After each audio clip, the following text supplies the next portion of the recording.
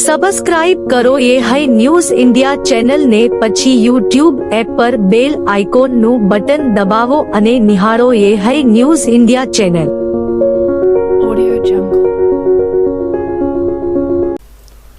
બનાસકાંઠાના થરાદ ડેપો ખાતે ભારતીય મજદૂર સંઘના 70મા જન્મદિવસ નિમિત્તે ખૂબ ધામધૂમથી ઉજવણી કરવામાં આવી હતી, જેમાં ડેપોના કર્મચારી મિત્રો તેમજ આરએસએસ કાર્યકર્તા, નગરપાલિકાના કર્મચારી મિત્રો તેમજ અન્ય વિભાગમાંથી આવેલા કાર્યકર્તાઓએ અસંગઠિત ક્ષેત્રે રિક્ષા એસોસિએશન તેમજ વિદ્યુત બોર્ડના કર્મચારી મિત્રો સહભાગી બની કાર્યક્રમને સફળ બનાવ્યો હતો, જેમાં કાશીરામભાઈ પુરોહિત, પંકજભાઈ, યુસુફભાઈ, કિશનભાઈ, અસંગઠિત ક્ષેત્ર રિક્ષા એસોસિએશન અભાભાઈ કેરાબારી, બીએમએસ યુનિટ મંત્રી ચૌધરી રાશેંગભાઈ, સોઢા જગસીભાઈ, બીએમએસ કાર્યકર્તા તેમજ ડેપોના સાથી મિત્રો હાજર રહીને ખૂબ જ ઉત્સાહપૂર્વક ભાગ લઈને કાર્યક્રમને સફળ બનાવ્યો હતો.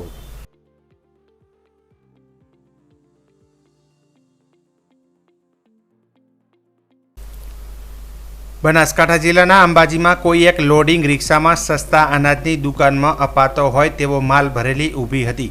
તે બાબતે શંકા જતા દાતા મામલતદાર ઓફિસને મળેલી બાતમીના આધારે તપાસ કરતા 10 થી 15 જેટલા કટ્ટાઓ સસ્તા અનાજની દુકાનના ચોખા તેમજ ઘઉંનો જથ્થો જોવા મળતા દાતા તાલુકા પુરવઠા અધિકારીએ લોડિંગ રિક્ષા સહિત માલનો જથ્થો કબજે કર્યો હતો અને માલ ભરેલી રિક્ષા દાતા ખાતે સરકારી માલ ગોડાઉન ખાતે લઈ જવાયો હતો. આ રિક્ષા સાથે કુલ 3 ઈસમો ઝડપાયા છે.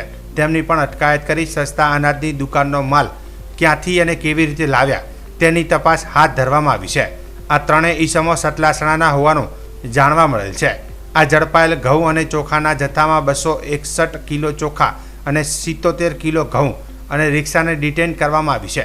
વજન કાંટાને જીતો મહેન્દ્ર ફોર વ્હીકલ વાહન સાથે 1,12,413નો મુદ્દામાલ કબજે કરી આગળની કાર્યવાહી હાથ ધરવામાં આવી છે.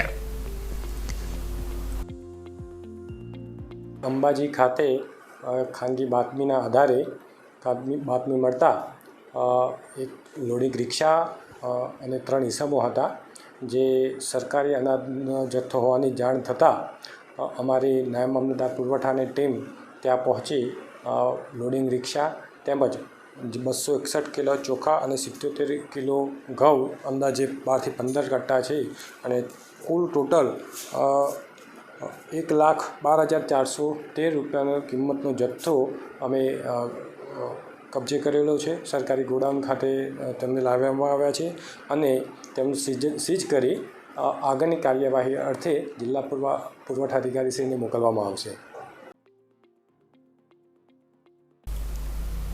બનાસકાંઠા જિલ્લાની પ્રાથમિક શાળાઓમાં બાળકો પાસે ઘણીવાર સાફ સફાઈ કરતા અથવા કરવામાં આવતી હોય તેમજ અન્ય કામગીરી કરવામાં આવતી હોય તેવા વિડીયો ઘણીવાર સામે આવતા હોય છે. ત્યારે આજે અમીરગઢ તાલુકાના વિરમપુર પ્રાથમિક શાળાનો વિડીયો વાયરલ થયો હતો.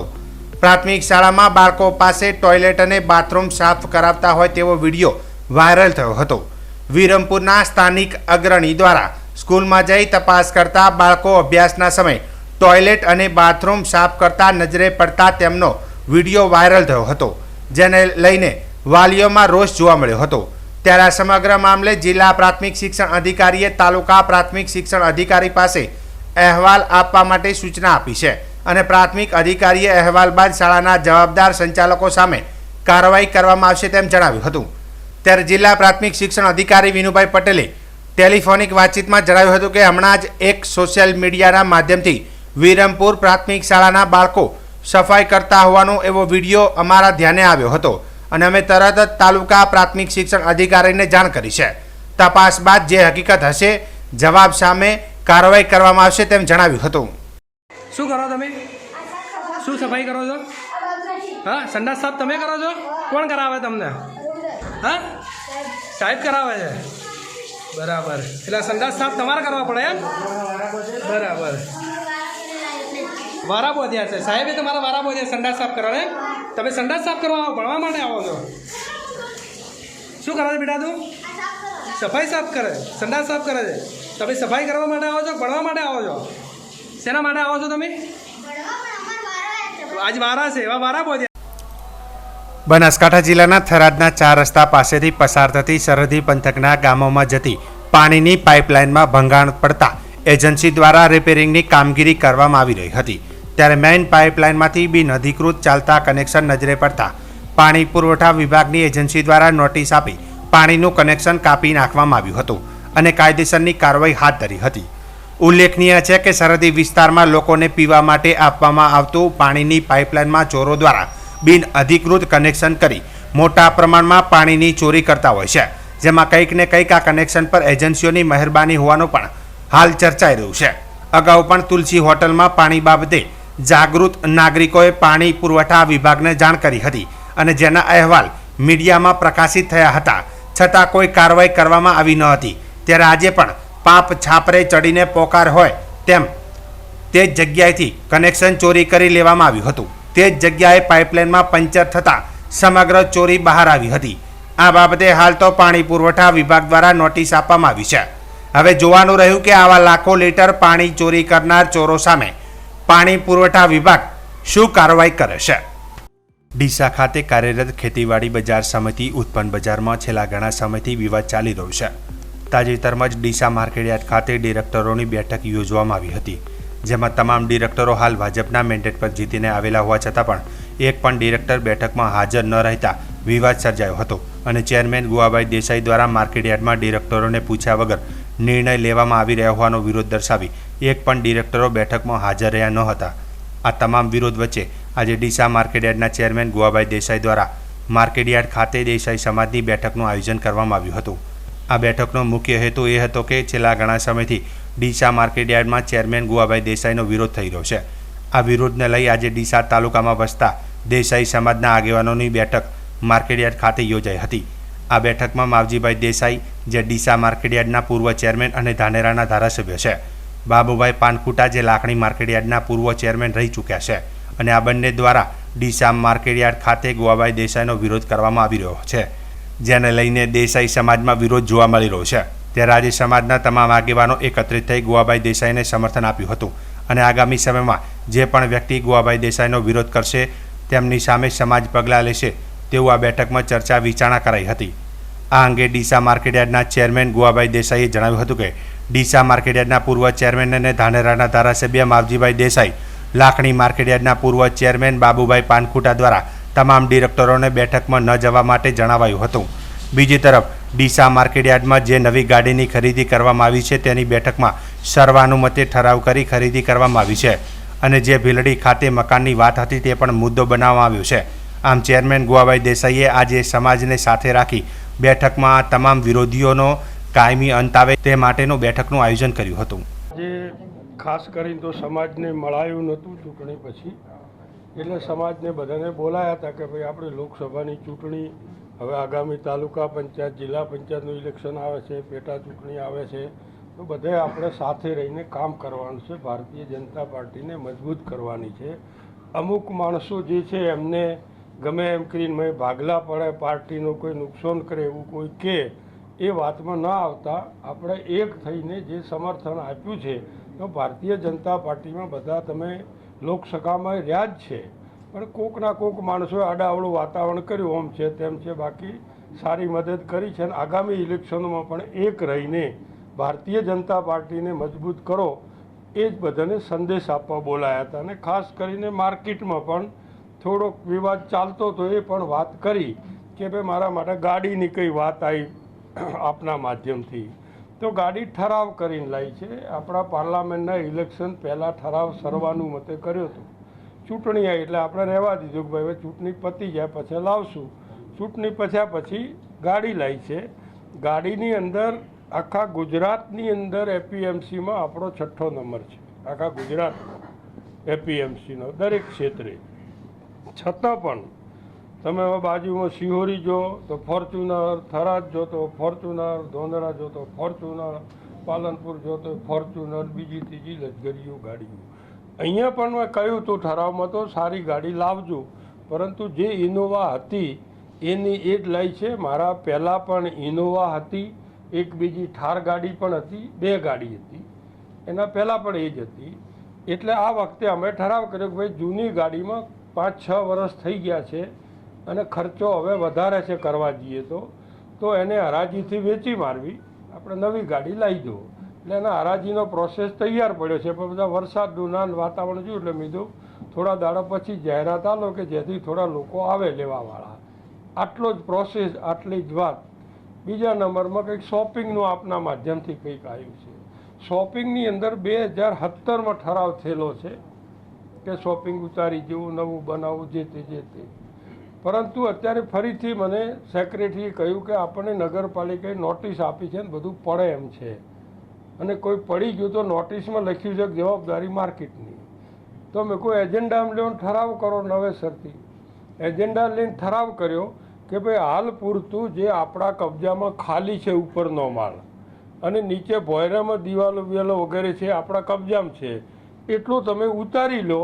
બાકીનો પછી જે છે એ નવેસરથી આપણે ચર્ચા કરશું, નવેસરથી બોર્ડમાં લઈશું. હાલ પૂરતું આ ઉતારી લો એટલો જ પ્રશ્ન. અને ઉતારવા માટેનો પણ સેક્રેટરીએ તમામ પ્રોસેસ કર્યો, એના જે નિયમમાં આવતું હોય પ્રોસેસ કર્યા, ભાવ મંગાયા, જે તે કરીને કાયદેસર હાલ્યું ને ઉતારવાનું ચાલુ કર્યું. આ 2 જ પ્રશ્નો. આ પ્રશ્નો તમારા આગળ આ નિરાકરણ એની અંદર મને લાગે અધિકારીઓનું કોઈક નિવેદન આપે લીધું હશે, અને ઠરાવની કોપી જોઈએ તો કોપી સેક્રેટરીથી લેજો, આપશે. છેલ્લા ઘણા સમયથી માર્કેટયાર્ડ ચેરમેન ગુવાભાઈ દેસાઈનો ડિરેક્ટરો દ્વારા વિરોધ કરવામાં આવી રહ્યો છે. ડીસા માર્કેટયાર્ડમાં હાલ મોટા ભાગે જે ડિરેક્ટરો છે તે ભાજપના મેન્ડેટ પર જીતીને આવેલા છે, અને તમામ મોટા ભાગે દેસાઈ સમાજમાંથી ડિરેક્ટરો ચૂંટીને આવ્યા છે. પરંતુ ડીસા માર્કેટયાર્ડના ચેરમેન પદે દેસાઈ સમાજમાંથી ગુવાભાઈ દેસાઈ હોવા છતાં પણ ડિરેક્ટરો તેમનો વિરોધ દર્શાવી રહ્યા છે. ત્યારે આજે ડીસા માર્કેટયાર્ડ ખાતે ગુવાભાઈ દેસાઈ દ્વારા સમાજના લોકો સાથે બેઠકનું આયોજન કર્યું હતું, અને આ બેઠકમાં સમાજના આગેવાનોએ ગુવાભાઈ દેસાઈને સમર્થન આપ્યું હતું, અને જે પણ સમાજના લોકો ગુવાભાઈ દેસાઈનો વિરોધ કરશે તેમની સામે સમાજ દ્વારા પગલાં લેવામાં આવશે તેવું સમાજના આગેવાનોએ જણાવ્યું હતું. મારું નામ દેસાઈ પરબતભાઈ વાલાભાઈ, મુક્કામ પોસ્ટ બલોદર, તાલુકો ડીસા, જિલ્લો બનાસકાંઠા. આજે શેની મીટિંગ હતી? રબારી સમાજ કેમ ભેગું થયું છે? આજ અમારો સમાજ એમાં ભેગો થયો કે અમે બધા રબારી ભેગા થઈ અને અમારા આ કારુબાઈના મેમ્બરો જે હોય ને, માર્કેટના ડિરેક્ટરો, એમને અમે ચૂંટી કાઢ્યા. અમારા વોટથી, અમારી મંડળીના વોટથી અમે ચૂંટી કાઢ્યા. એના પછી ભાજપ પાર્ટીએ જે મેન્ડેટ આપ્યો એ મેન્ડેટથી બધા જ ચૂંટણા. પછી એના પછી અમે ગુવાભાઈ ગામડી ફરીને જાહેર સભાઓ કરી, બધા સમાજને પૂછ્યું. સમાજે બધાએ કીધું કે ગુવાભાઈ તમે ભાજપમાં પ્રવેશ કરો. અમારા બધાના આગ્રહથી ગુવાભાઈ ભાજપમાં પ્રવેશ કર્યો. ગુવાભાઈને ભાજપમાં આવ્યા પછી પાર્ટીએ ગુવાભાઈને મેન્ડેટ આપ્યો, અને મેન્ડેટથી ગુવાભાઈને ચેરમેન બેહાર્યા. હવે એ ગુવાભાઈને મેન્ડેટમાં ચેરમેન બેહાર્યામાં આ લોકોને શું પેટમાં દુખે છે એ અમને કોઈ ખ્યાલ આવતો નથી. આ લોકો જ્યારે અમારા ઓયના તાલુકા સંઘના ડિરેક્ટર હતા બધા, તો એમના હાળા મની બોમા માસીના ભેગા થઈ અને અમારો આખો ડીસા તાલુકા સહકારી ખરીદદાર સંઘ છે, ગુજરાત રાજ્ય લેવલે બીજા નંબરનો સંઘ હતો. એટલી અમારી પાસે પ્રોપર્ટી હતી. અમે એમાં આજીવન અમે મેમ્બરો હતા, ડિરેક્ટરો હતા, ચેરમેન હતા, વાઇસ ચેરમેન હતા. અમે આ લોકોના હાથમાં સુકાન આલ્યું આ બાબુભાઈને ને એમને. એના પછી એ લોકોએ ખાડે ઘાલી 20 કરોડમાં ખાલી દીધું. આખી પ્રોપર્ટી વેચી મારી. તમારા નામે કશું તમે જાણતા નથી તો ખાતરના 2 ગાડી તમારા નામે કરી, 2 ગાડી તમારા નામે કરી. આવી ખોટી કંઈ ઉચાપત કરી બધા લૂંટી ખાતું. માવજીભાઈ ભાજપના છે, ગોવાભાઈ ભાજપના છે, તો માવજીભાઈ કેમ વિરોધ કરે છે? માવજીભાઈ બાબુલાલના જોડે જોઈન્ટ થઈ ગયા છે, અને પહેલાં ઘી કેળા કર્યા હોય તો ગોવાભાઈ નથી કરવા દેતા હવે, એટલે આ લોકો નથી હોવરાતું. ગોવાભાઈ ઉપર ભ્રષ્ટાચારના તો આક્ષેપો ના, એ તો એ રાઈ ચાલે છે. અમે કોઈ આવતા નથી સાહેબ. સમાજ એમને સપોર્ટ કરી. અમે 50 વર્ષથી અમે આ સંસ્થા સાથે જોડાયેલા છે. આ જમીન મારી ખરીદેલી છે. આ ડીસા એપીએમસીની જમીન મારી ખરીદેલી છે. હું એમાં આજીવન વાઇસ ચેરમેન હતો. પણ અમે કોઈ દાડો ગોવાભાઈ ભાજપ અમે આક્ષેપો કર્યા નથી. ગોવાભાઈને અમારી સીટ ખાલી કરીને અમે માર્કેટમાં લાવેલા છે, અને આજે અમે ગુવાભાઈની જોડી છે. આખો સમાજ જ જોડી છે. ડીસા માર્કેટયાર્ડ ખાતે બેઠક હતી, શું બેઠક હતી તમે કેમ? આજે જે માર્કેટનો પાછલા કેટલાક દિવસથી જે વિવાદ ચાલે છે એને લઈને સમાજના આગેવાન, પૂર્વ ધારાસભ્ય અને હાલના ચેરમેન માનનીય ગોવાભાઈ સાહેબના સમર્થનમાં આજે સમાજના અમે બધા આવ્યા હતા. જે પાછળ એમની 4-5 દિવસથી જે વિવાદ ચાલે છે, જે આક્ષેપો થયા, એના મુદ્દે સાહેબે પણ કેટલીક સ્પષ્ટતા કરવાની હતી, અને સમાજ પણ સાચું જાણે એના માટે કરીને અમે બધા આજે અહીંયા આવ્યા છીએ એમના સમર્થનમાં, ભારતીય જનતા પાર્ટીના અને સાહેબના સમર્થનમાં. બાબુભાઈનો આક્ષેપ છે કે હજી સુધી ગોવાભાઈ દેસાઈ ભાજપમાં સેટ નથી થઈ શકે. તમે વર્ષોથી ભાજપ સાથે જોડાયેલા હા. છો. તમારું શું માનવું છે? નહીં, એ કહેવાનો અધિકાર બાબુલાલને એટલે નહીં. બાબુલાલે પૂરા સેટ નહીં થયા. અને જો સાહેબ આયાતી હોય ગોવાભાઈ, તો બાબુલાલ પણ આયાતી છે, મૂળ ભાજપી નથી. અને ભાજપમાં આયા પછી પણ કંઈ જાજુ પાર્ટીને એમણે હાલ દીધું એવું નહીં. પાર્ટી એમને ઘણું બધું આપ્યું છે. એટલે કમસે કમ બાબુલાલને તો સાહેબ ભાજપમાં સેટ થયા નથી થયા કહેવાનો એમને અધિકાર નથી જ. બીજું, આ જ સાહેબના એજન્ટ તરીકે, માણસ તરીકે વર્ષો સુધી બાબુલાલે કામ કર્યું છે, તો એટલા વર્ષ કેમ સેટ થયા? એટલે વ્યક્તિગત એમને સેટ ના થયા હોય અને પાર્ટીમાં શું સેટ થવાનું હોય? સાહેબે ગત લોકસભામાં જમીન આસમાન એક કરીને મહેનત કરી પાર્ટી માટે, સમાજે વોટ પણ આપ્યા એમના કહેવાથી. એટલે સેટ જ છે સાહેબ. અમારા આગેવાન છે, પાર્ટીના આગેવાન છે, એમના માર્ગદર્શનમાં માર્કેટ પણ ત્યારે સારું ચાલે છે. અને અમે ત્યાં દુઃખી છીએ આ બાબતથી. ત્રણ એટલે કે એક તો ખેડૂત છીએ, ખેડૂત પુત્ર છીએ, ખેડૂતોની આ સંસ્થાનું એમના વ્યક્તિગત હિતોને સ્થાપિત કરવા માટે કરીને આજે આ રકાસ કાઢવા બેઠા છે. બીજું, ભારતીય જનતા પાર્ટીમાં જનસંઘથી મારો પરિવાર છે, એટલે પાર્ટી પણ આવા વિવાદોથી બદનામ થાય છે. અને રબારી સમાજના છીએ, એટલે સમાજ પણ ક્યાંક ને ક્યાંક આવી લડાઈઓમાં ક્યાંક જે રાજકીય નુકસાન સમાજને પણ જઈ રહ્યું છે. એટલે અમે તો વિનંતી કરીએ બધાને કે ભાઈ સુખ શાંતિ રહો, અને વ્યક્તિગત કોઈને મન દુઃખ હોય તો યોગ્ય જગ્યા, પાર્ટીનું ફોરમ છે, સમાજના આગેવાનો છે, એમને કહો. આ મીડિયા છે, અરજીઓ છે, આ બધું મૂકી એક થઈ અને સંસ્થાનો, સમાજનો અને ભારતીય જનતા પાર્ટી આગળ વધે ને વિકાસ થાય એવું કરવા બધાને હું કહું છું. બનાસકાંઠા જિલ્લાના ડીસા ખાતે આમ આદમી પાર્ટી બનાસકાંઠા દ્વારા ગુજરાતના મુખ્યમંત્રીને સંબોધીને ડીસા પ્રાંત કચેરી ખાતે આવેદનપત્ર પાઠવ્યું હતું, જેમાં મધ્યપ્રદેશમાં ભાજપની સરકાર છે અને એ સરકાર મધ્યપ્રદેશની દીકરીઓને દર મહિને 1000 રૂપિયાની સહાયતા કરે છે. આ મુદ્દે ભાજપ બબ્બે વખત ચૂંટણીઓ પણ લડી જ છે. ત્યારે તાજેતરમાં જ મહારાષ્ટ્રની ભાજપ સમર્થિત સરકારે પણ આ જ પ્રકારની જાહેરાત કરી છે કે શિક્ષિત યુવાનોને એમની શૈક્ષણિક લાયકાત પ્રમાણે 6000, 8000 અથવા 10000નું વળતર સરકાર દ્વારા આપવામાં આવે. ત્યારે ગુજરાતની પ્રજા તો છેલ્લા 30 વર્ષથી ભાજપને બહુમતી આપે છે. છેલ્લી ચૂંટણીમાં 156 બેઠકો આપી છે, તો ગુજરાતના યુવાન દીકરા દીકરીઓને આ સહાયતા કેમ નહીં? ગુજરાતના યુવાન દીકરા દીકરીઓ પણ બેરોજગારીથી પીડાય છે, પૈસાના અભાવે અભ્યાસ છોડી દે છે. તો ગુજરાતના યુવાન દીકરા દીકરીઓનો શું દોષ છે કે એમની સાથે ભેદભાવ કરવામાં આવી રહ્યો છે? તેવા અનેક સવાલો કર્યા હતા. વધુમાં ભાજપના નેતાઓએ તો તમામ ભાષણોમાં સબકા સાથ, સબકા વિકાસ અને એક ભારત શ્રેષ્ઠ ભારતની વાતો કરે છે. એક જ દેશના બે યુવાનો વચ્ચે આવો ભેદભાવ કેમ? ગુજરાતના તમામ યુવાન દીકરા દીકરીઓ વતી આમ આદમી પાર્ટી બનાસકાંઠાની માંગણી છે કે ગુજરાતના દીકરા દીકરીઓને પણ આ પ્રકારની સહાયતા દર વર્ષે આપવામાં આવે.